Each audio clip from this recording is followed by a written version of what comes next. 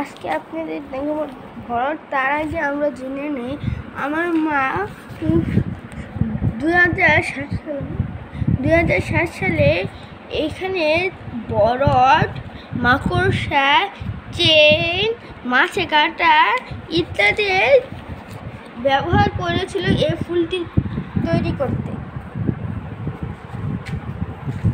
অনেক সুন্দর ফুলটি। আজকে আপনাদের ভরত সেলাইটা দেখাবো। এই যে ভরত সেলাইটা শুরু করছে আমার মা। এভাবে কোনা থেকে একটু দূরে দূরে এরকম করে সুই করতে হবে।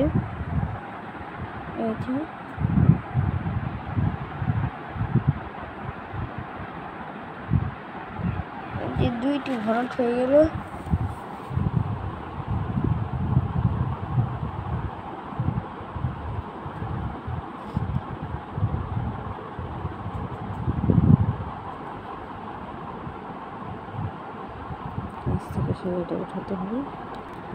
একটি সেলাই থেকে আরেকটি সেলাইয়ের দূরত্ব একই নাই বললেই চলে।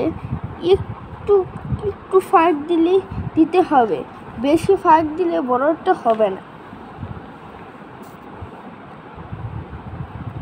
এই যে উপর অংশটুকু শেষ, এই এতটুকু শেষ হয়ে গিয়েছে। এখন অন্য নিচে কিভাবে আপনারা যাবেন এটা দেখাই।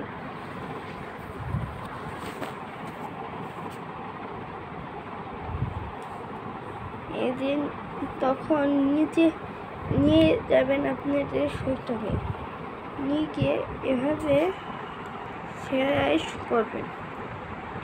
উপরের অংশটুকু মতোই এভাবে সেলাই করবেন।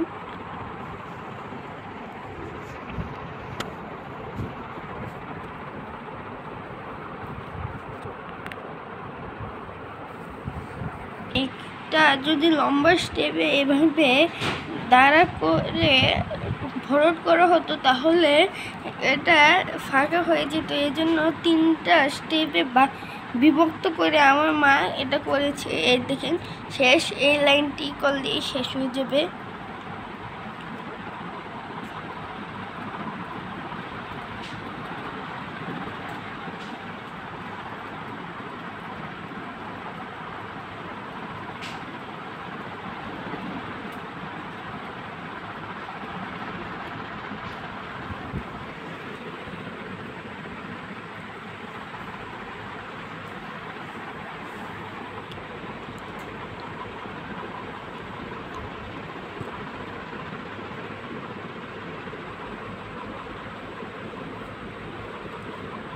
এই যে ভোট শেষ, আর কয়েকটি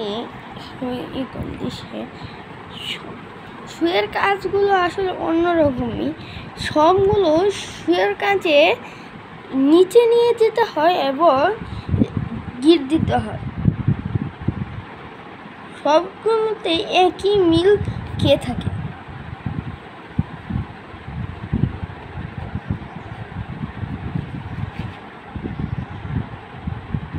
এই যে ভরতটা শেষ।